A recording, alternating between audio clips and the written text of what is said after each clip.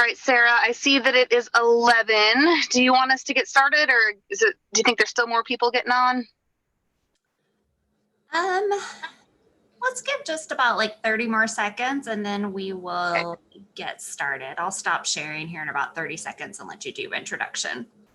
Okay, perfect.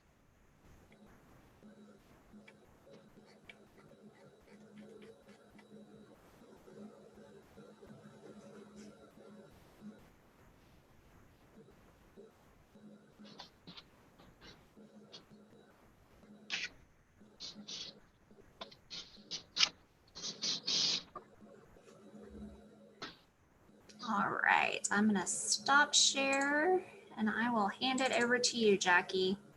All right, perfect. Good morning, everybody. Thank you so much for joining us today at our meeting. I'm Jackie Johns. I am a school psychologist in Collinsville Public Schools, and I'm also the president-elect for OSPA, in addition to being a member of the Crisis Committee.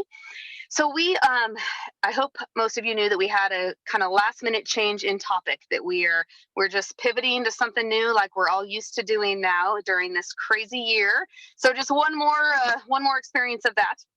And so we have changed our topic today due to some unforeseen circumstances. We've got some people that couldn't make it today.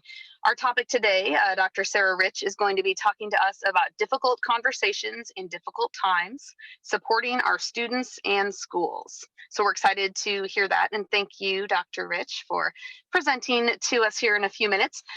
Just want to quickly review norms. I know most of us are probably very familiar now with Zoom meetings and all of that, but and a lot of you have already put your name in the chat box, but just as a reminder, if you can put your name and where you work in the chat box, that would be great, so we know who all is here today.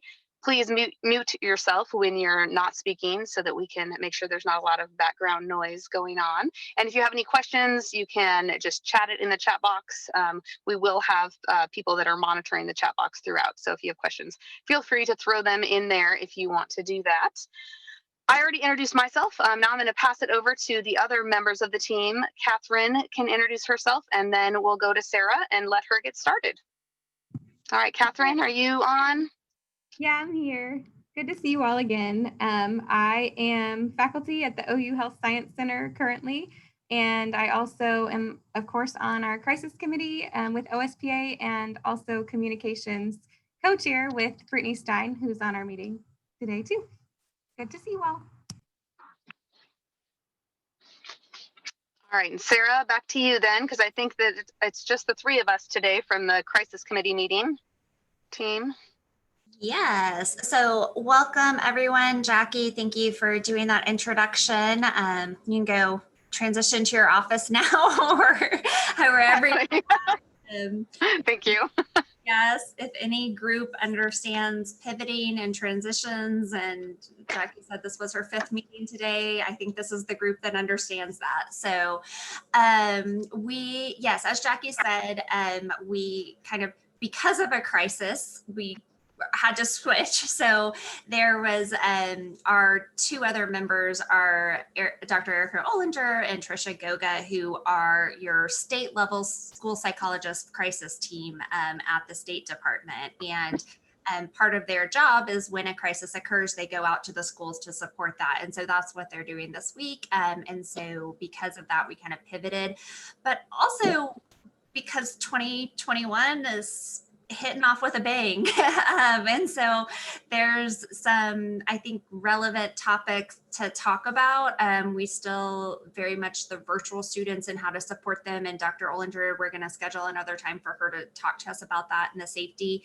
The pivot today is really talking about kind of these difficult conversations that you may have already started to arise at your schools, or you may kind of see the undercurrent of what's going on with not just COVID, but now the political situation around that and the elections and everything that's going on.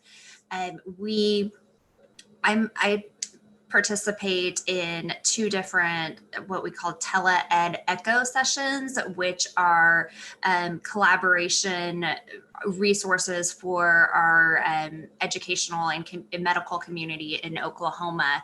And two of the ones that I sit on as part of the core hub team are for education leaders. It's Tele Ed Echo. And then I also sit on one for Tele Engage, which is about engaging families and communities. And the reason I bring that up is because in both of our sessions this week, this topic just naturally came up and was the center of our conversations. And so because I'm hearing it kind of in that community, I imagine that you guys are going to hear it within your school communities, and our leaders are already talking about it as far as the administrators. And so I wanted to make sure that you all had the tools and felt prepared to have those conversations within your school buildings. So that's kind of where we're going today. Let me do screen share if you give me just a second to get everything set up.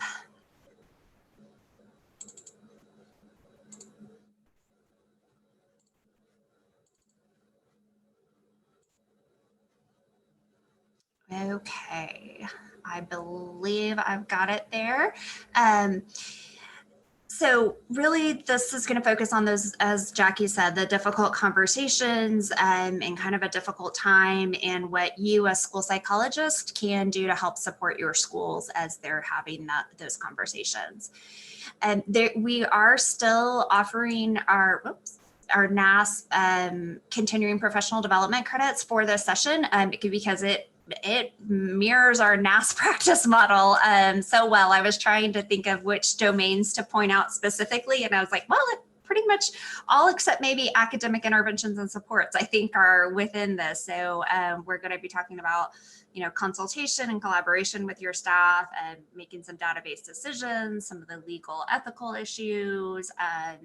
We're presenting research and evidence-based practices, definitely talking about how this applies to our equitable practices for our diverse students. Families and communities need to be a part of this. We're promoting school safety. So as you can see, and there's mental health, we're kind of hitting all those practice models. Really, my goals for you all today is that just showing you some of the steps to support schools as they navigate these difficult conversations. Doing a little bit of processing of where you all are at and how it's affecting your own work, and then helping you develop a plan of action of what are you going to do for your schools or your work environments if you're not working in a school, and where are you going to go from there. I do want to put a definitely acknowledgement out there that most of the content I'm presenting, actually Erica and Trisha, our other two members, had developed this and worked on this, just knowing that this was going to be something that we needed to respond to. And Erica presented a lot of this information at one of those Tele Ed Echoes this session. So I'm presenting their work. I've added a little bit of my own stuff, but and most of their source material is coming from NASP and all the excellent guidance that NASP has for crises in general, and then specifically for this situation. I do want to put out a few specific meeting expectations for this particular meeting. One, I want you all to participate. So please, please, please feel free to unmute and talk at any point, and I'm going to have some discussion points, and then also using the chat and putting information in there. With that said, I also want to indicate that this is supposed to be a safe place, a safe space. We are hosting these for school psychologists. I realize, many people join. Some of you all are school psychologists, some school psychometrists. We might have some special ed directors. I know we have private practice people. We have a variety of people that are part of this, but I imagine you joined today because you're interested in the topic, even though we switched a little bit. But I want to really encourage that anything shared here should be shared without fear of repercussions and judgment, and that what is said here from our discussion stays here. You can share all of the great content that we're going to share and that I, appropriated from Erica and Trisha. But as far as, personal conversations and things that happen, I ask that you respect the confidentiality of that. And then also, if you don't feel comfortable sharing, because we are a small state and it's, a small area and it's hard to keep things anonymous. You are more than welcome to chat comments or questions to Catherine Moore or Jackie Johns, and they will speak on your behalf in an anonymous way. So they're going to be monitoring that chat as we go throughout. All right, let's dig in. So last Wednesday, I was in my clinic doing my, actually I have a practicum student here working with me that was doing assessments, and I was checking in on her and kind of trying to do some scoring and report writing in between. And then my husband texts me and says, do you know what's going on? I was like, no. Once I enter my clinic doors, I'm in my work world.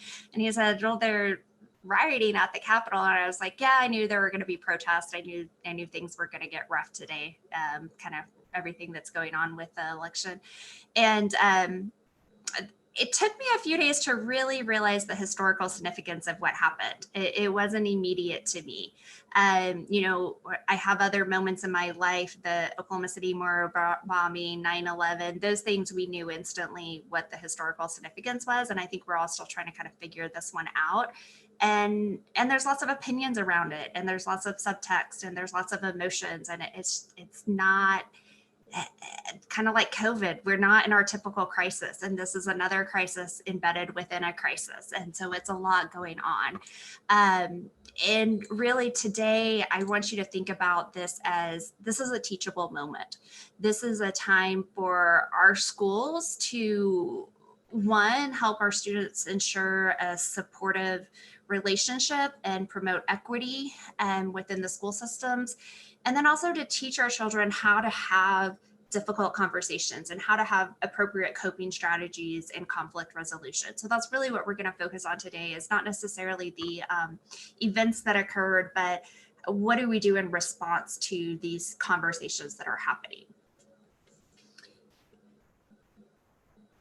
Teachable moments. Hopefully educators have already recognized this as a teachable moment. Again, in some of the conversations I've been a part of this week, I am starting to see, or I was hearing administrators and teachers and parents noticing this. But my personal opinion is that we educators should take this opportunity to facilitate some respectful discussions, help students learn how to engage with others from a different viewpoint, and really promote healing and appropriate civil discourse within this. As school psychologist, I want you to really, as we're talking today, challenge and think about what is your role in that. And what I love about the field of school psychology is we get to be leaders in so much. And hopefully, as you see today, that a lot of our mental health skills can really be used within this situation. And so I think school psychologists can really be leaders in that process and helping schools develop appropriate responses and assess the school climate and the situations. So step one is reaffirming physical health and psychological safety. Before we can engage in any kind of meaningful dialogue with anyone, the people in that conversation really need to feel safe in their environment. If people do not feel safe, then things are not going to go well. So as school psychologists, this again, in our wheelhouse, what is the physical safety? What is the school and psychological safety at our school? And we can't reaffirm safety without knowing for sure it's safe. So first thing we need to do is assess the environment and get a feel for, do our students feel safe? Does our staff feel safe? There's some available data that your school probably already has that can help answer these questions. You can look at discipline records. Has there been increased fighting? Has there been increased office referrals, increased suspensions, those things in recent weeks? School climate surveys. If your school already does any kind of school climate surveys, you can take a look at that data and see what are students reporting. Attendance records can be very telling. Not for this particular crisis, but an example of how attendance records can be very telling is with all the immigration issues. we saw from our Latinx community, there's attendance drops from some of those families when they were fearful of being deported. And so we can see that piece of it. Also, and we talked about this back in the summer, but taking a quick poll or survey to assess how people are feeling. So we talked about it within light of COVID, but having just a quick check-in of what to do. I love Dr. Stein is putting in some other things in the chat that I would just go ahead and voice that too. If we're seeing not just discipline referrals, but also mental health referrals. So if we're starting to hear more referrals from our mental health agencies or the school counselor, and then the nurse. The nurse is like a huge part of our team that so often we forget about and we don't integrate, but is our kids coming with a lot of stomach aches and a lot of headaches and a lot of I want to get out of things? What is she seeing or he's seeing in the referrals to our nurse? Or for a lot of our schools, it's not even the nurse, it's the front office staff. Are they getting a lot of, hey, I need to call my mom to get some Advil because I don't feel good? So checking in on what's going on in your environment. And then I think, again, as school psychologists, you can really be partners with your administrators in this process and helping them look at that data. And then if you have identified issues, then digging in, doing a little bit more diagnostic of what's going on, what are the things that are making them not feel safe? Do we have, is it just general because of everything that's going on in the environment? Or do we have a specific bullying going on? Do we have that teachers aren't allowing process for conversations? What's happening here that we can identify and working on those barriers?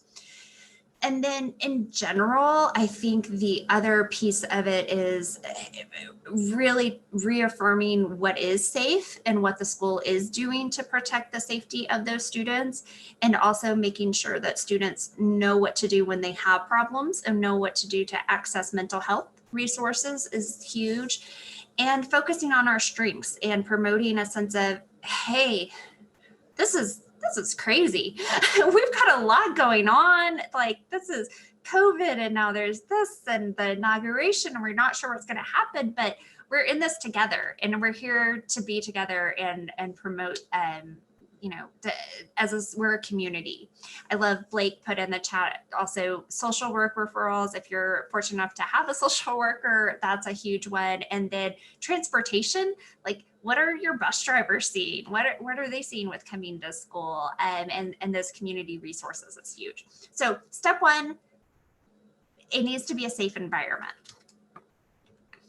Step two is just like we teach anything else, we model desired behaviors. So adult reactions are going to influence our student reactions. And we have to really think about what are students being modeled right now?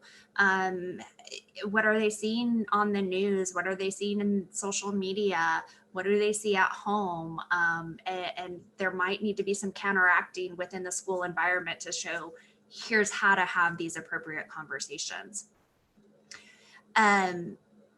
But before us as adults can model that, we need to make sure that we actually have good coping skills and that we actually have the skills to have civil discourse and that we are able to model those skills. So again, this is where as a school psychologist, I think it's an opportunity for you to talk with the staff at the schools and districts that you work in and assess, hey, do we need to lead a session in self-care and coping skills? Do we need to talk about some of these things and have a processing session as adults of what skills to model and which ones we're going to be really explicit about? Some important skills that I think the adults in the school building really should be intentional about modeling are how to clearly articulate viewpoints in a productive way. So how to state an opinion or provide facts in a productive and non-argumentative way. Adults being able to answer students' questions honestly and respecting their different viewpoints. And that might take some practice that the adults need to sort of practice with each other of how do I, this is a viewpoint that I don't believe in, but I need to at least validate that this is this person's viewpoint. And then I kind of, as I said at the beginning, really being honest with our students that as adults, we do not have the answers for all of this. Like, this is unprecedented on top of unprecedented. So we're learning too, but we do have some strengths, and we do, our priority is your safety, and our priority is that you are able to feel safe and secure and continue learning in school. And that's really what we're focusing on right now. So I want active participation. Think about, what are coping strategies you have used? What are things that maybe even you've developed over the last year with all of this craziness that's going on? What are coping strategies that have been effective for you and that you think can be modeled well for students in your school or even staff members? And I'm going to stop sharing for a minute to encourage more discussion too.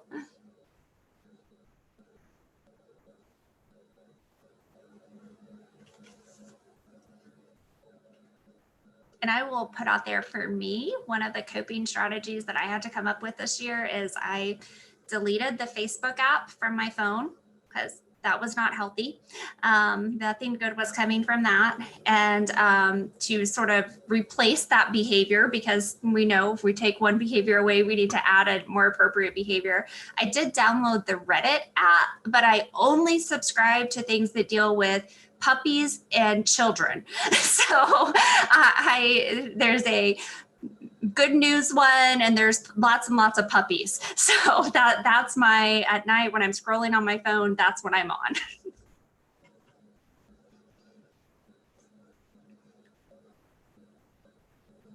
I see Allison put group collaboration and support is so important to having that open discussion of resources available and sharing, and these teams, our fellow school psychologists, our fellow mental health providers within our school, our administrators, Ryan putting phone on do not disturb. Yes, like there are so many technological tools of, I'm going to turn this off. This is, or certain notifications. That's another one I turned off, notifications for all those social media apps.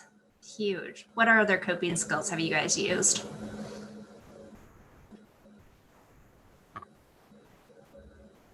This is Brandon here, where I have really started recently to work on journaling a little more often.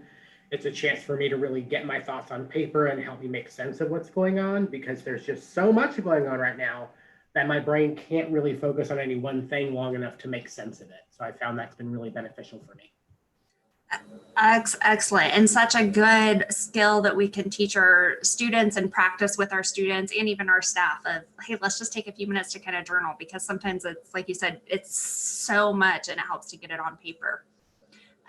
Exercising, eating better. Oh gosh, I wish I was doing that. Well, I know I'm Cindy Sheffield. I know that my husband and I are starting our morning with a cup of coffee in our sunroom with no world discussion topics.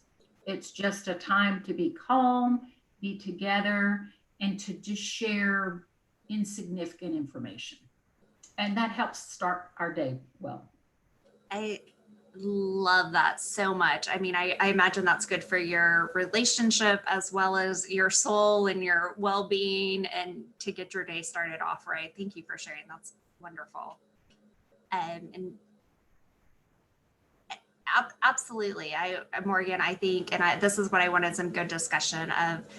It is a privilege to be able to engage in some of these self-help things and being able to turn off social media, because that's a tool, and that is something that other individuals, just turning off your phone is not going to make the problem go away. And I think, and hopefully today, as we talk about, the point of these coping skills is not to avoid the problem.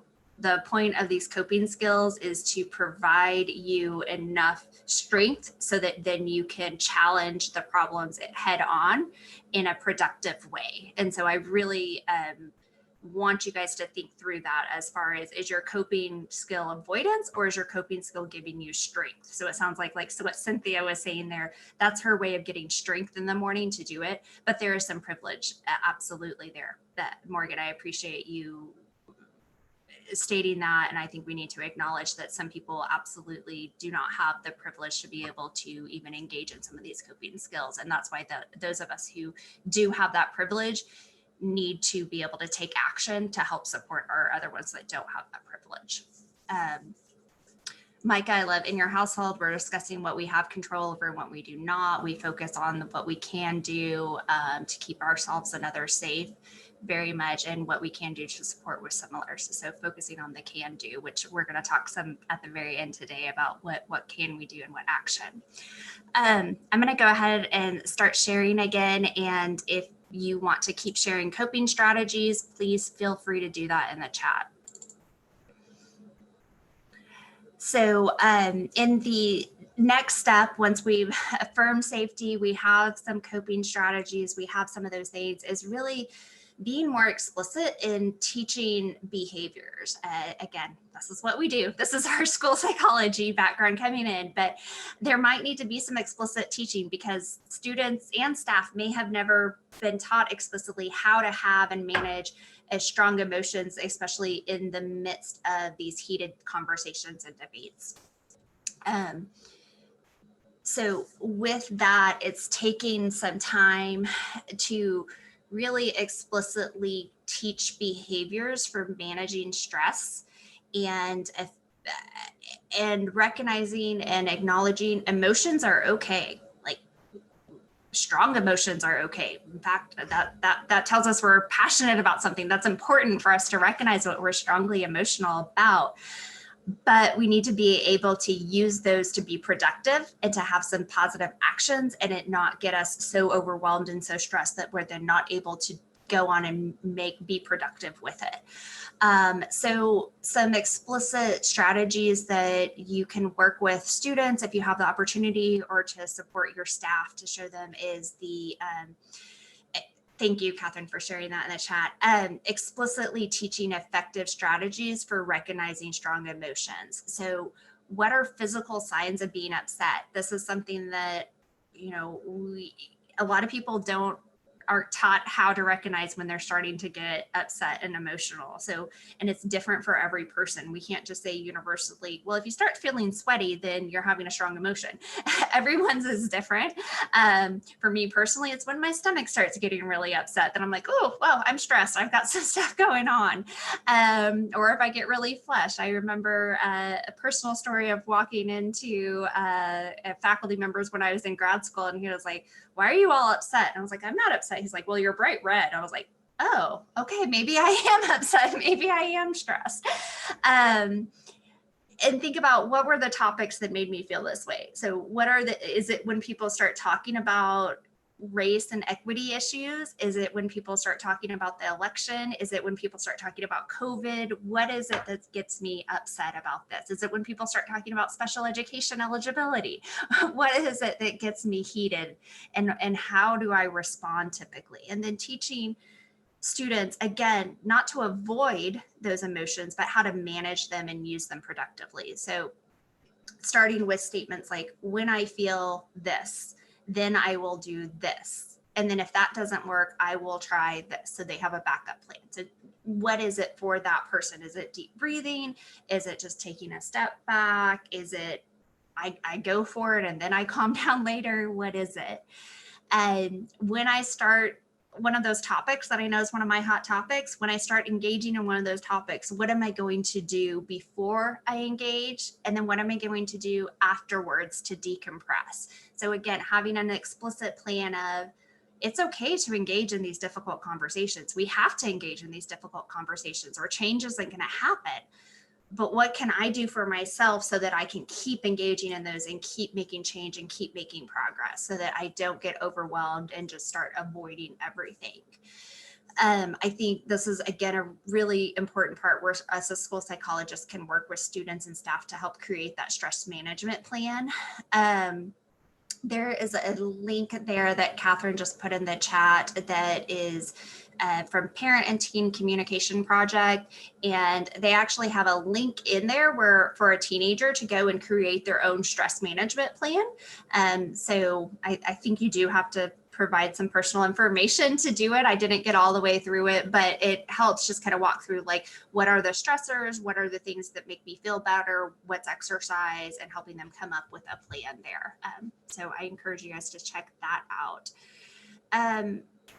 A little bit like, what is in your stress management plan? So what do you do to make us a little bit different? What do you do to decompress after you've had a stressful day? So we talked about some coping strategies and some things that maybe kind of make you more prepared, but what are your decompression strategies?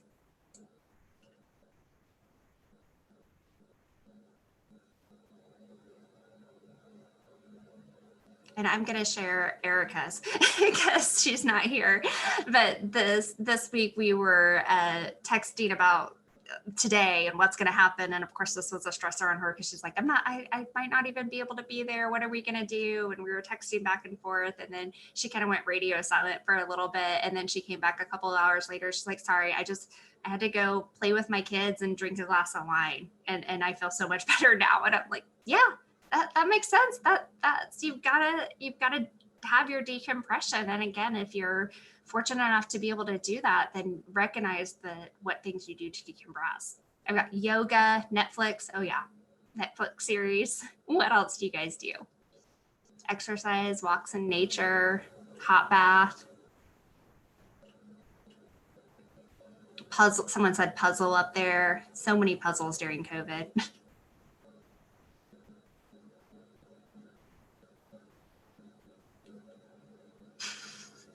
Brittany gets free counseling from her mental health friends. Really what she does is sends me different color coordinations. Take my dog on a long walk. So good. All right, I'm gonna go back to presentation. Please feel free to keep chatting those.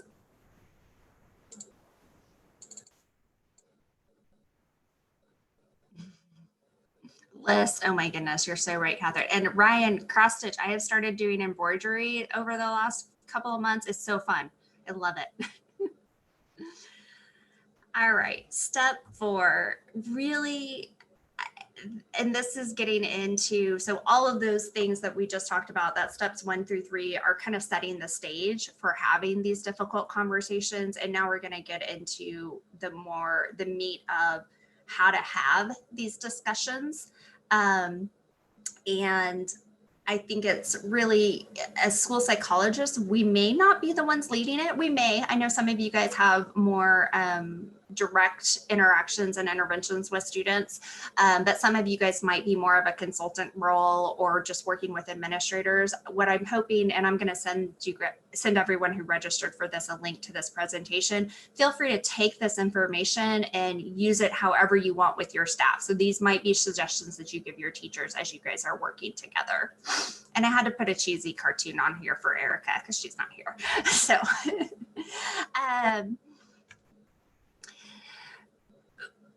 when these conversations occur, ideally they are going to be active and planned.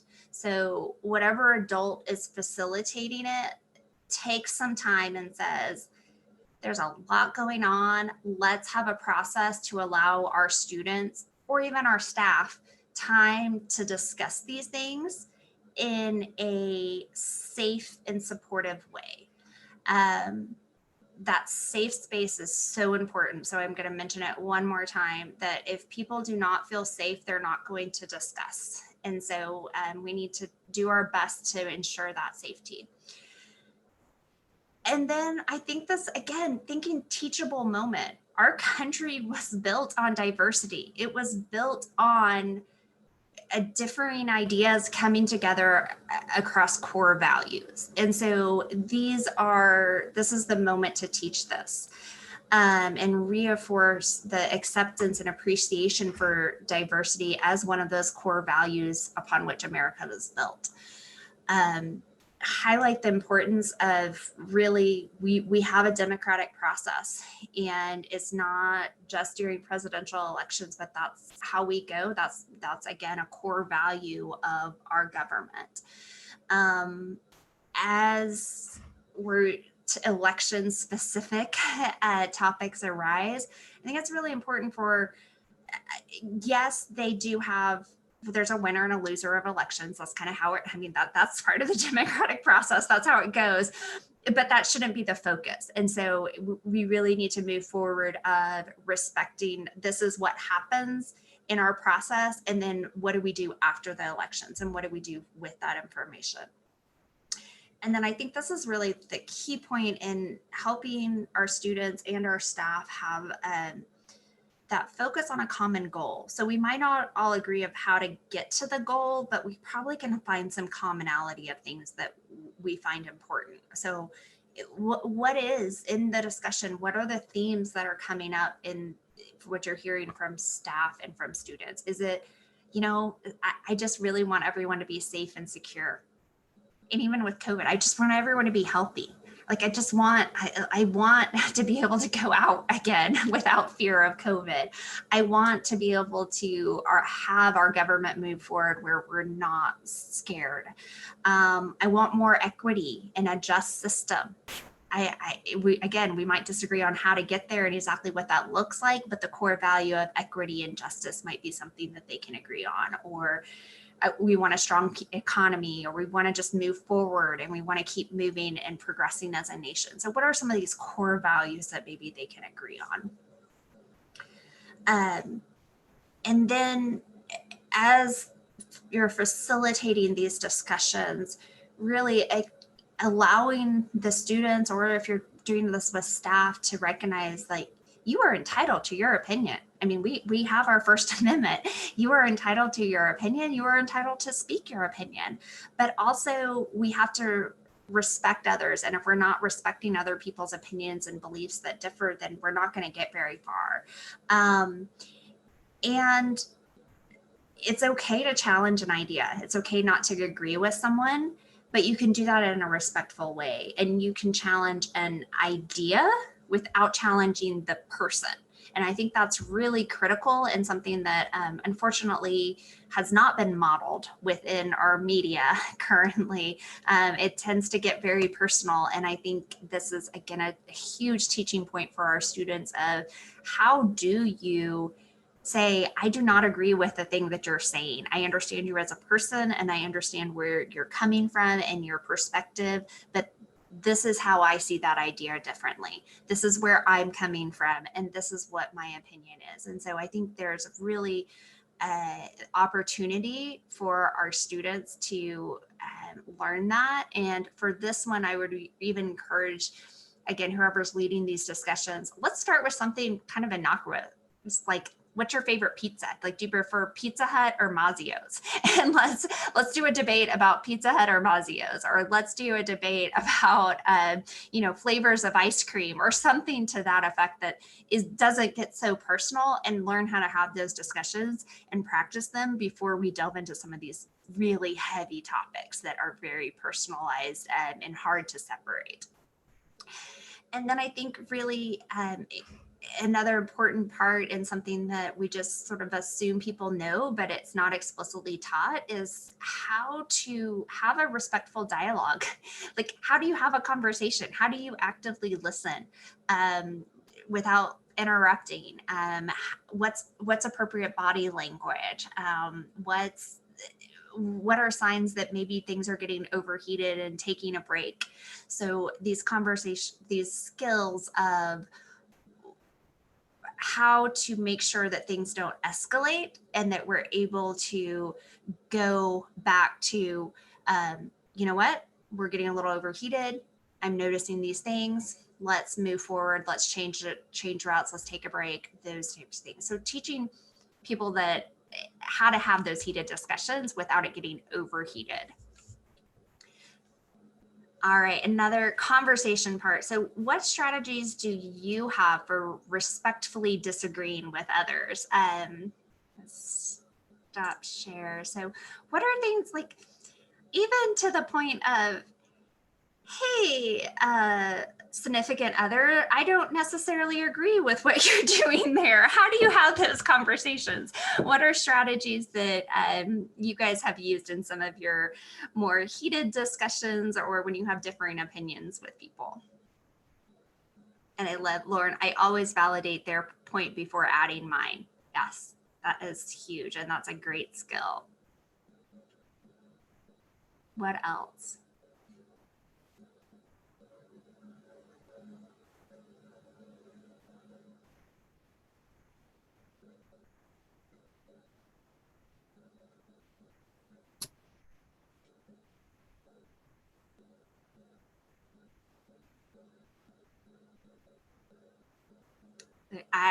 I was waiting for someone to say what Laura said, the I statements. Yes. And Mary Jo putting in the, have you ever thought about it from this way? Not, you're wrong. You should think of it this way, but have you ever thought about it from this way? And then the I statements. If you don't know about I statements, really look into that, because that's a huge one of, you know, I see this, I see it this way. Instead of you, because whenever you say you are starting to, it's more blaming. Jackie, I haven't thought of it like that, or something that gives them a little bit more, gives you a little more time to think about it, which I love, stalling techniques. I love that, Micah. Mama always says, oh, we understand that differently. So I will say, and you know, I think it's so important that we are able to buy a little bit of time, but then engage in these conversations. Again, a little bit of a personal story. My grandparents are Democrats, and all their children are very Republican. So after the events of last week, my 93-year-old grandma was texting and calling all of her children to be like, see, I told you so. And they all responded with, we're not going to talk politics with you. That is not healthy, like from either of their perspectives of what they were doing. So I think, you know, again, as adults, we don't learn these skills. We don't learn how to do this. And so we have the opportunity to teach our next generation of how to have these appropriate conversations. Brandon said to reflect on their background and their experiences so I can better understand where they're coming from, their stance.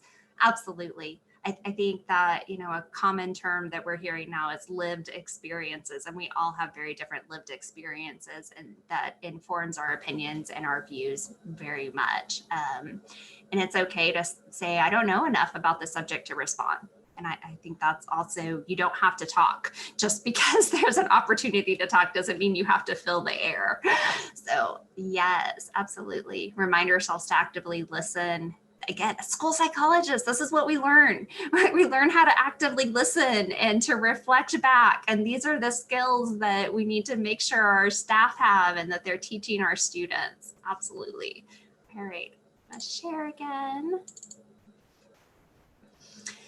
So some more on this active process of leading these discussions. And really, I keep saying this, but a process that can help move forward these discussions is finding the common ground. And this is where, as if you're leading these discussions, or and you can help your staff learn how to have this is that active reflecting back that we learn with our counseling skills. If you guys had counseling classes, but it's that, okay, I hear what this person's saying, I'm hearing what this person's saying. And then as a facilitator, listening for those common things.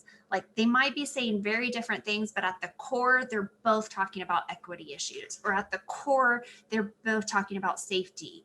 These are the things that really, I think it's important that you're able to understand and reflect on and get that piece. I think, and someone mentioned this in the chat, of really asking those questions, like, have you thought about it? And framing it as, instead of, well, anybody who went through this should know that, or no one should ever do this, really reflecting it as but have you ever thought about it from this perspective? Excuse me. And then emphasize that we're still learning, and we should be willing to change our perspectives, and we should allow others to do the same. it's a process, and some people are going to change and some people aren't. And there has to be at some point in time. And I think this was kind of Micah's point of, okay, we see that differently. We're going to have to agree to disagree on this one.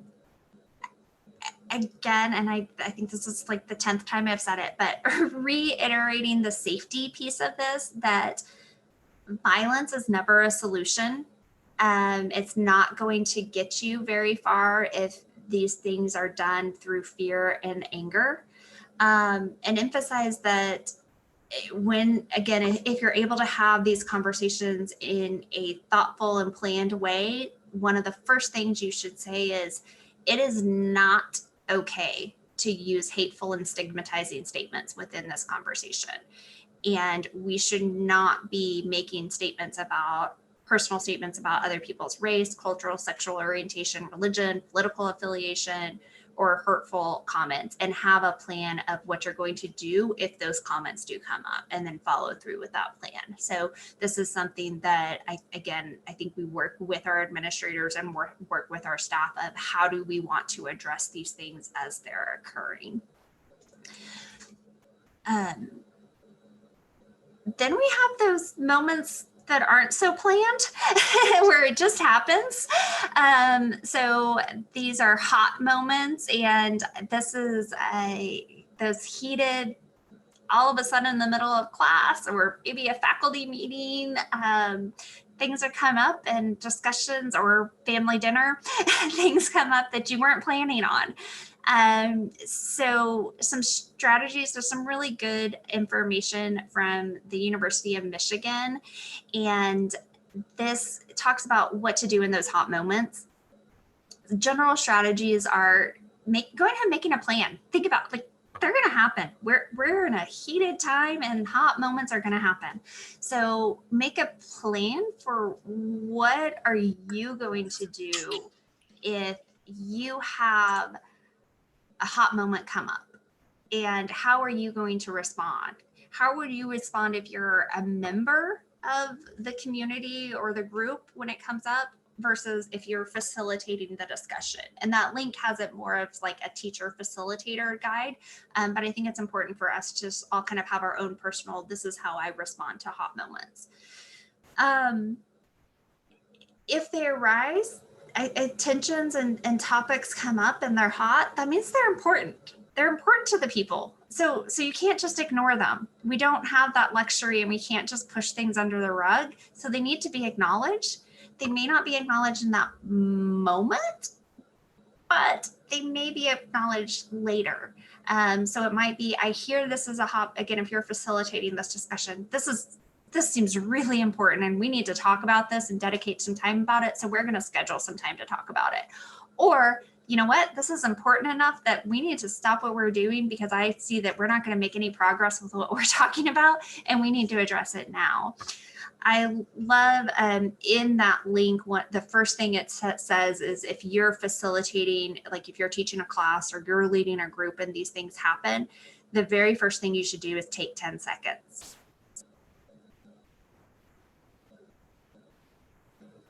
I wasn't frozen there. I was counting to 10. 10 seconds can take a little bit, right? It doesn't sound like long, but it's enough to calm down and to really process, is this something that I feel comfortable talking about right now and leading this discussion, or do I need to take some time and move it forward and schedule another time to do it? And then being flexible, because again, if it's hot, then it's important. And so we don't ignore those things, but I think it's really important that we are meaningful in how we do that. So like I said, Eric and Catherine put a link there for that, and it has a whole, like if you print it off, it'd be 2 pages of tips of what to do in those hot moments and how to handle them. Another really good one, I think, is, if you are able to take a moment and you do decide to go it, don't just jump straight into the conversation, but give everyone a second to write down how they feel, write down their points of view, and get kind of their thoughts organized again before really jumping in there. Stop share. I think another kind of good discussion point that was put in the chat to me that I want to bring up, because sometimes these disagreements, it's hard to find common ground, and you might recognize that, wow, I now view this person very differently than I viewed them before we started this conversation. There might be some moral things that you're like, oh, okay, we view that like that. There's a core value that I have that I'm seeing you don't have. So I just want to put this out to the group. What do you guys do in those conversations? What happens when you realize this person that I work with or this person that's in my family has some core values that are very different than mine?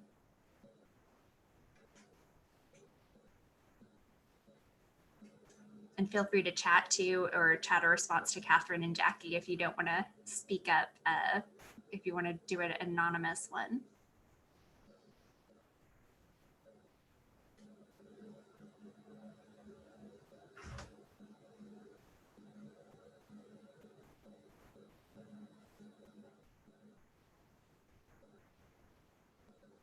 So, and Jamie here put on here, be careful what you share, choose your words wisely. I think that's sound advice. And there might be some, like you might not know that going into it, but if you have an experience where you're like, okay, these are this person's hot buttons. And if I don't want to get into that conversation today, then these are the things I'm going to avoid with that person if you need to maintain a working relationship with them.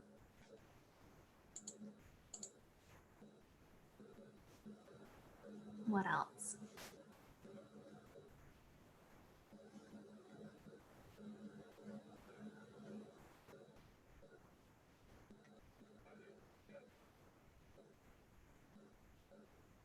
I've got someone said, may not respect a person, but always do may not respect the person, but still try to treat them with respect. And especially with a working, so you may not respect their values and their ideas and their actions, but you still treat them with respect.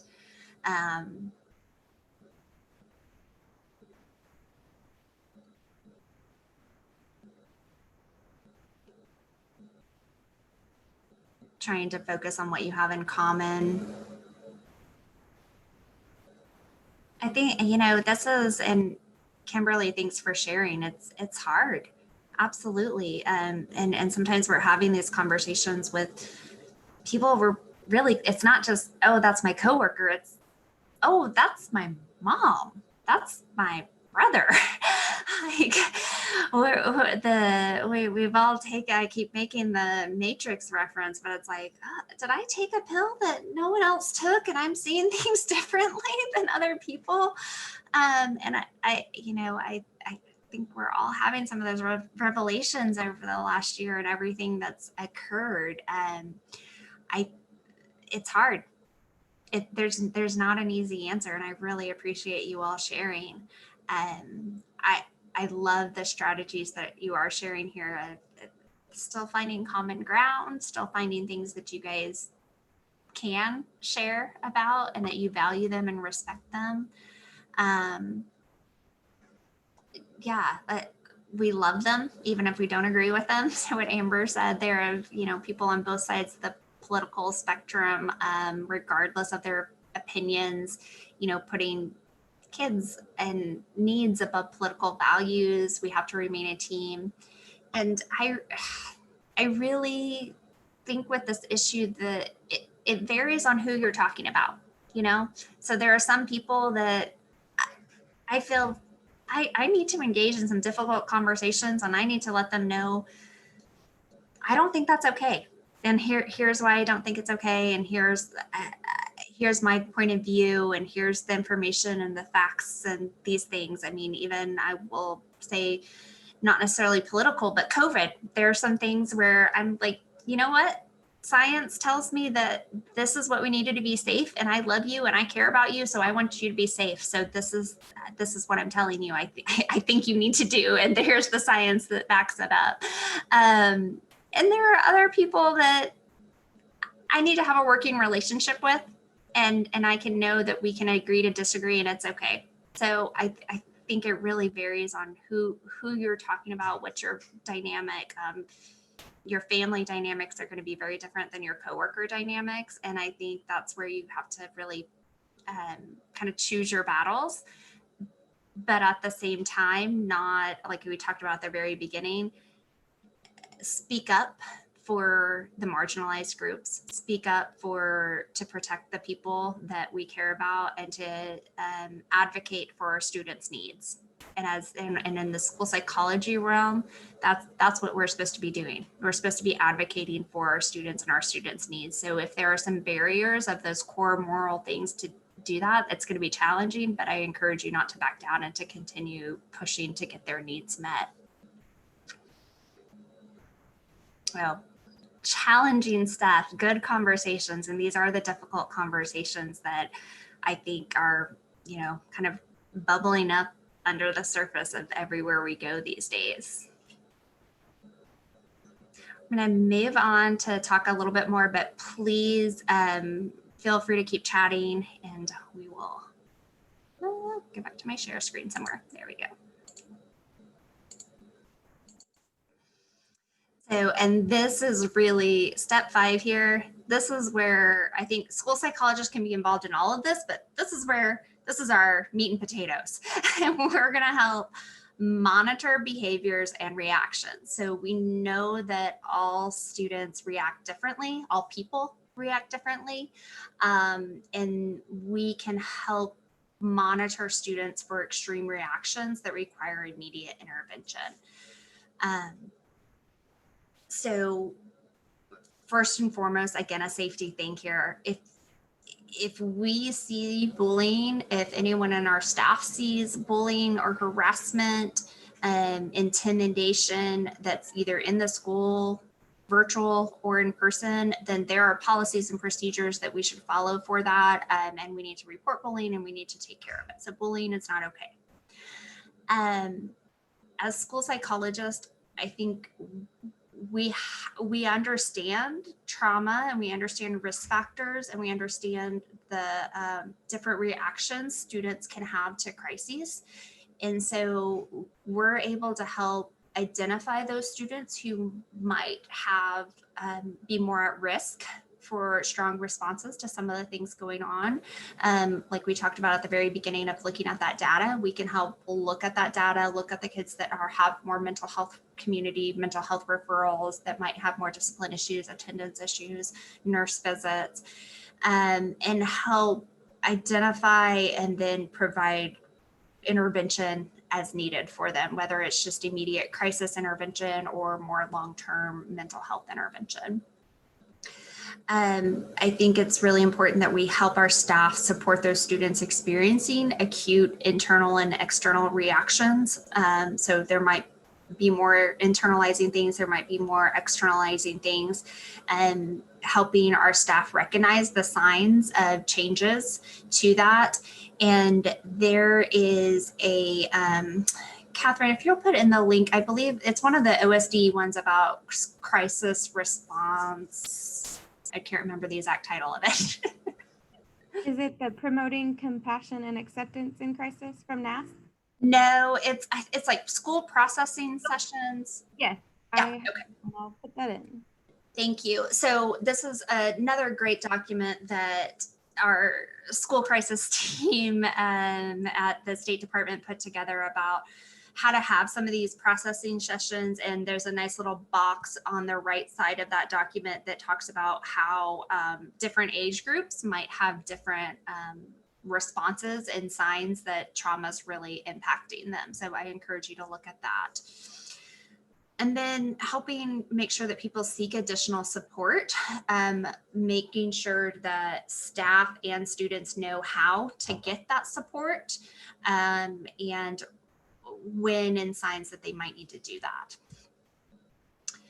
This is where I really encourage you guys, as your action plan is making sure your schools know about you. So I'm your school psychologist and I am here for you. And the more they know, the better. So this is a promotion and really where you can shine. And I know it's hard when we all have all these special ed eval deadlines and all this other stuff going on, but I encourage you to put some priority on, I'm here for you as your school psychologist and I can help with these reactions to stress, especially the more extreme reactions that students might be experiencing or staff might be experiencing. In a little bit more discussion here. So what are some ways that you guys have already, or that you're either through COVID or the political stuff or whatever other crises have come up this year? What are some ways that you guys think you can support your schools and help monitoring that student behavior and intervening on extreme reactions? So think again, what are some things that either you already have done, or maybe some ideas you've come up with during this presentation, or since we've returned back to school?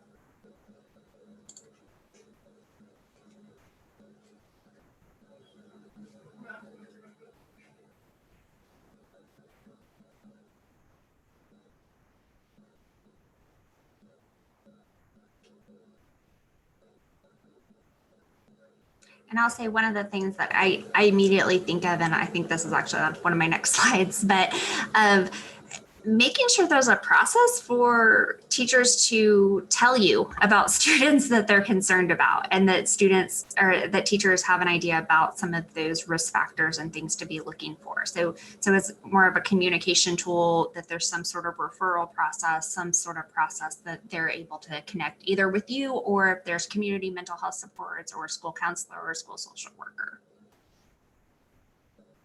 What else?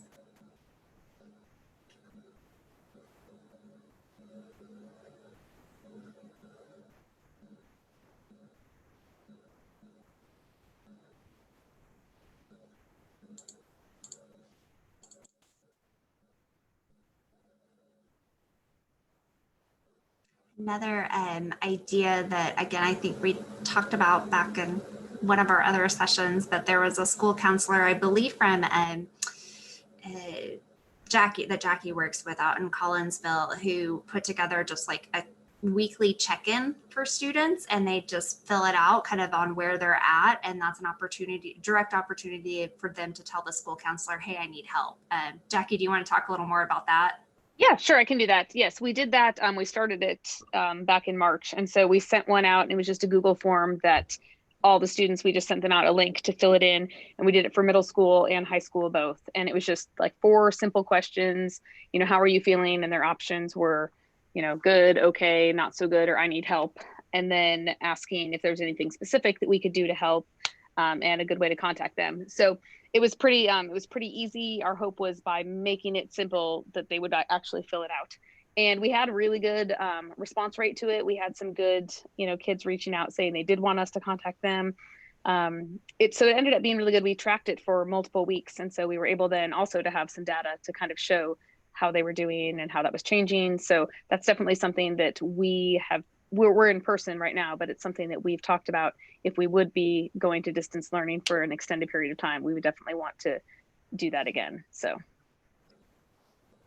I love that. And I love the idea, you know, there's some things that we've developed with distance learning, but maybe we should be doing them on an ongoing basis. Maybe we should have some sort of link on our website where they can actively say, I need help, and how to get there. And you guys may have that on your websites, but some of these things that we've developed with COVID, I think will remain and stay as we keep going. Anything else you guys can think of that you've ways that you can support your school for monitoring student behavior and intervening on those extreme reactions?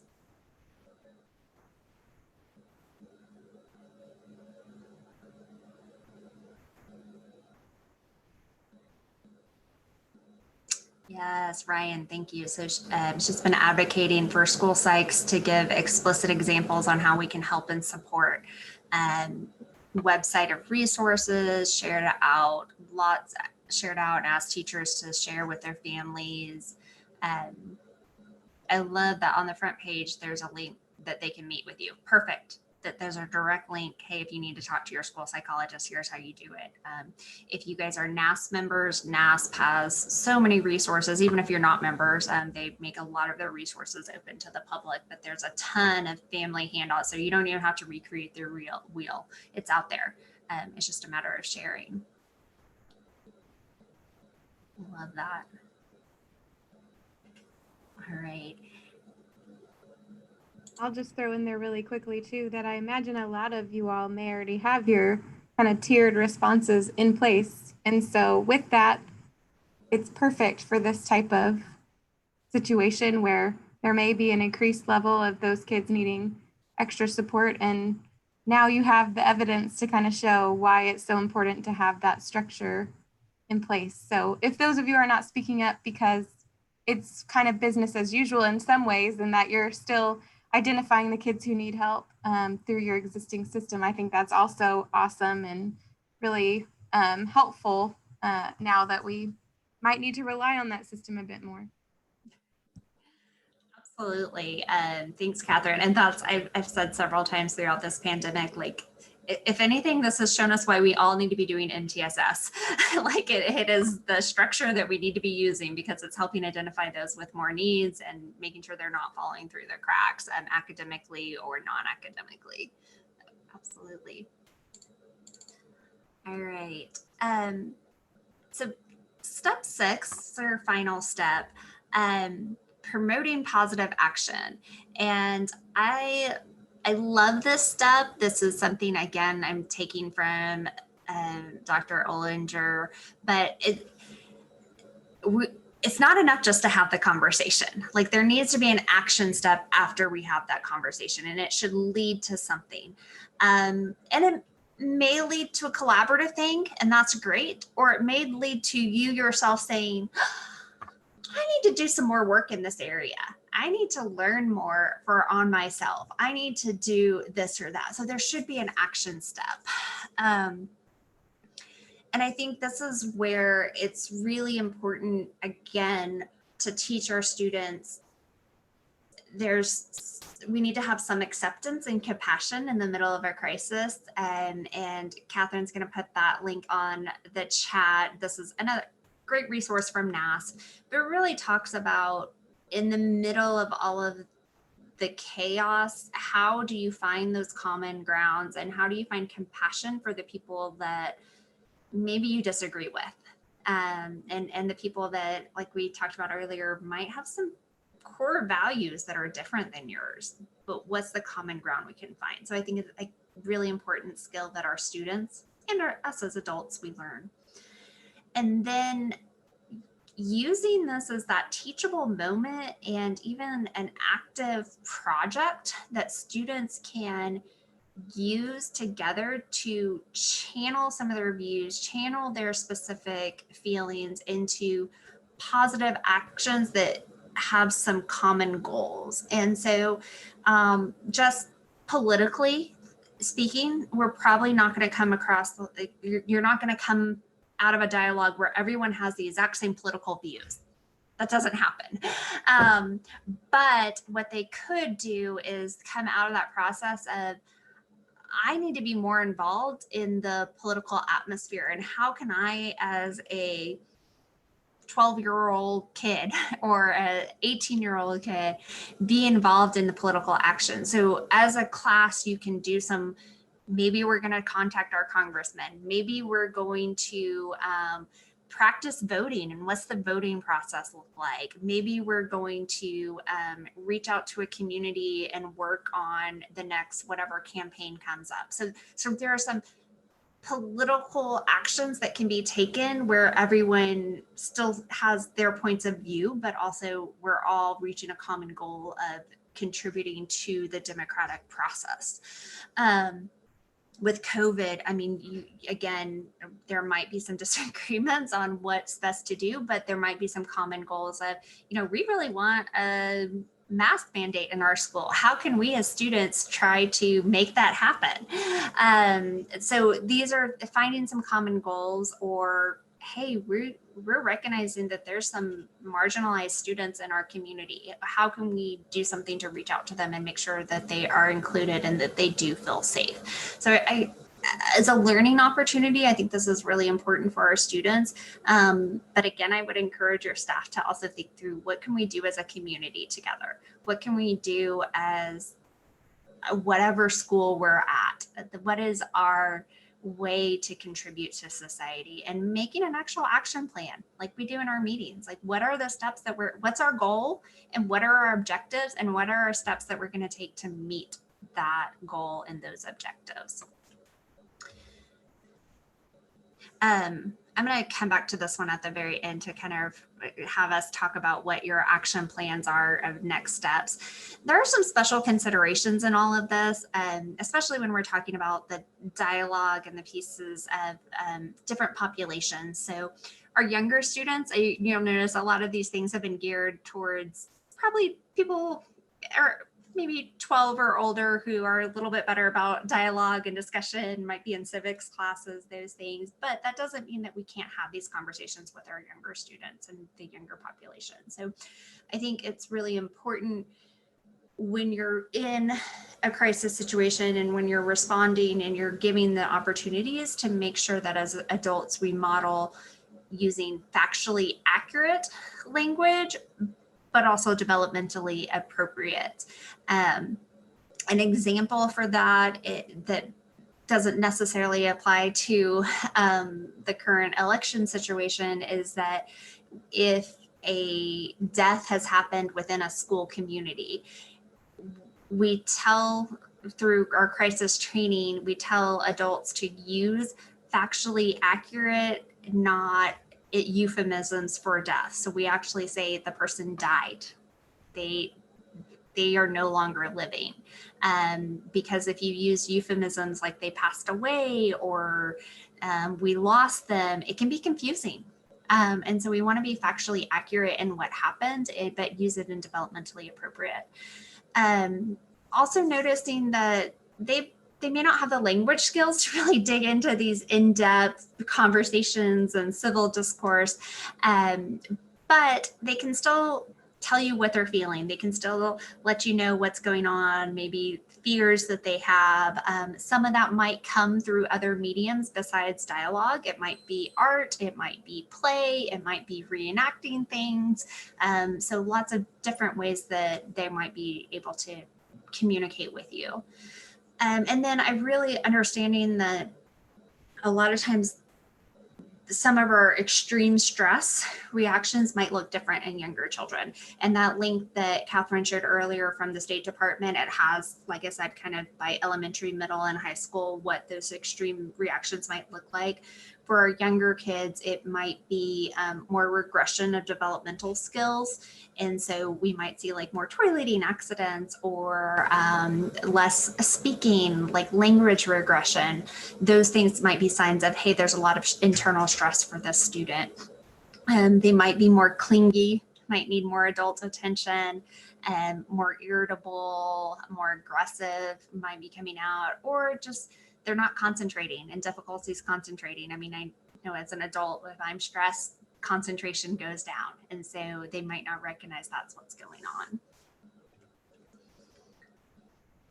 Another consideration is our students with disabilities. And this is, again, as school psychologists and advocating for the needs of our students, this is really where I think you need to, an area where you can help our students who have disabilities. And thinking about having some of these dialogues and discussions, those students with disabilities, they might need alternative communication methods. They might need to write out what they want to say instead of saying it. They might need to be able to type it out. They might need to be able to draw some other communication method if verbal communication is not their strength. They might need a little bit more prompting and exemplars of what to do and what not to do. So before engaging in those dialogues and discussions, we might need to pull them aside and say, let's practice this a little bit more. Like, what does it look like when we're doing this? What are those nonverbals that you might be looking for and being very explicit with them? I'm especially thinking of some of our friends with autism, that might be more difficult for them because naturally that's not their strength. So we might need to be a little bit more explicit in those. Giving them a little bit of extra time to process and respond during discussions. And so letting them take a minute, teaching them to maybe count to 5 before they respond, especially our kids who are more impulsive. They might need that skill of waiting a few minutes or a few seconds. Lots of visual cues of the coping strategies. So I could even see as they develop their own coping management plan, having little visual pictures of what that means for them. And that might be something like this that's on their desk or that they can pull out, or they have a picture of it on their phone, whatever technology they have. But it's some visual cues there. I could also imagine a situation where within like a middle school or high school classroom, if they're engaging in this dialogue, a kid with maybe autism or ADHD or some of these special education needs, having a teacher sit right next to that person and do a little bit of prompting, a little bit of coaching, and kind of bug in the ear type of, maybe we should do this, or you notice that person's getting pretty heated, how do we want to respond, and doing some of that coaching. In general, really, it's about with our students who we've identified have some special needs, then we need to make sure that we're providing whatever accommodations, modifications, and interventions they need to meet their needs. I love that idea Cynthia put in the chat that they're working with a speech language pathologist. Excellent. So their speech pathologists are really good at providing ideas, structures, and visuals, etc. And oh my goodness, I can't tell you how many times I went to my speech language pathologist to say, can you help me come up with a visual schedule or a visual cue for this, or come up with this process? They're one of my favorite partners within the school system. And then also thinking about special considerations for our virtual environments, especially if your school has is part virtual, part in person. We want to make sure that we're not leaving out our students who are participating virtually. So we want to make sure that we still plan a specific time, if that's something we've identified we're doing as a school of facilitating these dialogues, that we're able to facilitate the dialogue within a virtual environment, and having some expectations and meeting expectations for that virtual environment. I would really encourage, this is in general in person, but also virtually, keeping the groups relatively small. I'm sure you guys have all recognized, like if I'm on a Zoom meeting with 15 people versus 53 people, which we have right now, then my participation is going to be different. Less likely to be actively participating when there are more people. And if our goal is allowing them a safe space to dialogue, then we probably need to keep those groups relatively small. And then really, really important, and this is kind of back to what Jackie was sharing, making sure that there's someone that our students who are not physically in our school know how to contact our school and let them know when they need help, that there's a clear process for requesting assistance, even if you're not in the school. This is, I think, really critical, and something that if we had done our original topic for today, I know Erica would have shared even more strategies on this. And I think when we do that, she'll share some more, but making sure there's a clear process. And if there's not one, then that's an opportunity for you as a school psychologist to work with your admin to do that. And then those weekly check-ins are something to, again, how are we doing as a virtual student? Do you have needs that are not being met, whether they're physical needs or psychological needs, and how can we help you with those? I love this quote. Again, I'm stealing it from Erica and Trisha, but it's keep in mind that recovery and healing take time. The process is different for each person, and it may not happen in a linear fashion, especially during events that are chronic and unpredictable, which that's where we're at. That chronic and unpredictable events, I think, describes so much of what's going on. And really awareness, balance, and connection are some of the goals that I think we should be striving for within that process. Before I wrap up with some contact information and resource links and things, I want to exit out and just ask you guys, like based off the discussion we have, what's an action step that you want to take? What's your next step? What do you want to do with this information?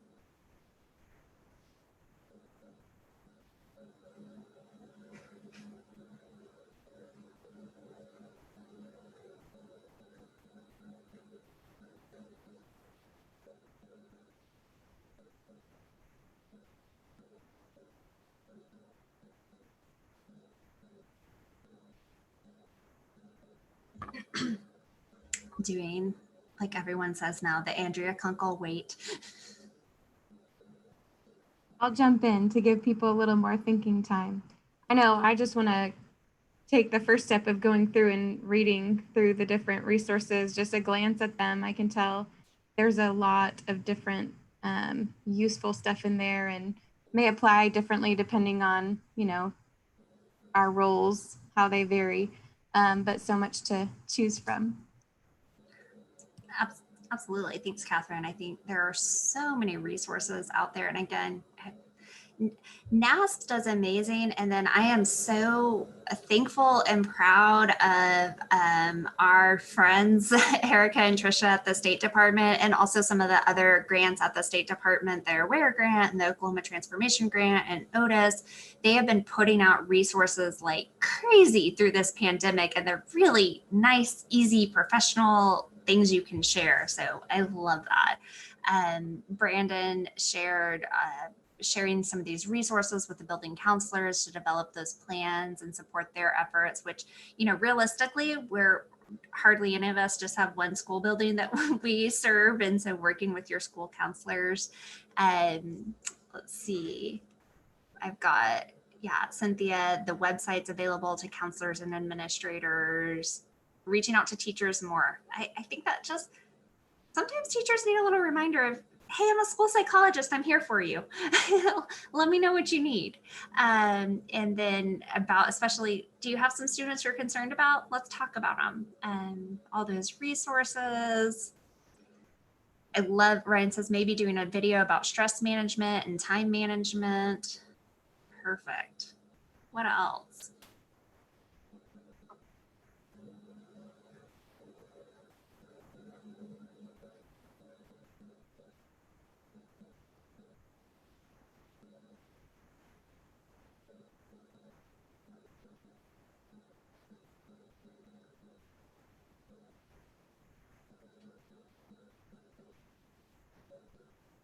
Now I'll say for me, and because I deal with or work with some schools, but most of my day-to-day job is working more with parents. And so I'm going to ask parents, like, are there some resources that I can provide to you?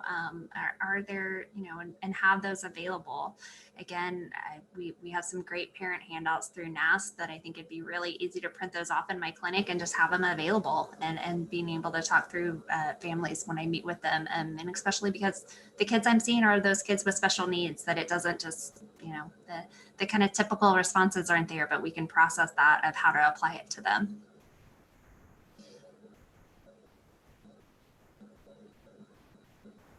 All right, so kind of final wrap up. And again, if you registered, which you should have registered if you're here, I will send a link to this presentation as a copy. So you can copy and save it to your drive. And on that, it will have, this is links to all those resources that Catherine shared. I believe we got through all of them in the chat there. And then references, again, I have to thank Erica and Trisha for their hard work that they put together of this information and the work that they're doing right now, working with our school districts in Oklahoma. A lot of what this information comes from our association, our national association, which is so great to have that. If you, as working in your school, if there's a crisis, if you're like, I really don't know how to help and support my schools, we have 2 crisis team school psychologists that work for us in our State Department, which is so wonderful. So feel free to call or email Erica or Trisha, and they are more than welcome to either just consult and kind of give you strategies, or they can come out to your school if there are any if there's a death or a suicide or anything within your school where you're like, I'm not the one prepared to handle this, we need some help, that's what they're there for. So they are there. And then as a state association, we are here for you. So let us know how we can help you. There's our email address, our website, which we're continuing to update. So if you feel free to reach out to us. And then what everyone's concerned about is NASP CPD credits. So if thank you for participating today. And there's to get your certificate for participation, whether you need that just to document, hey, to your administrator, I was here, or you're trying to get save your NASP approved credit, then complete this evaluation by 8 a.m. on Tuesday. It's Friday and Monday's a holiday, so I'm going to give you till Tuesday morning to complete it. And we will, after you complete it, and I get all the things after Tuesday morning, I'll email everyone their certificate. If you have any issues with that or you don't get it, I'm going to say by Wednesday, then please email our website or the okschoolpsych@gmail.com and we will get it to you. Catherine also put in there the response for our crisis response. And again, we're here for you. We created this committee because we knew this was going to be a hard year and it keeps getting hard. So we're here for you guys. I'll stop share. Oh, the evaluation link. Will you put that in there? There you go.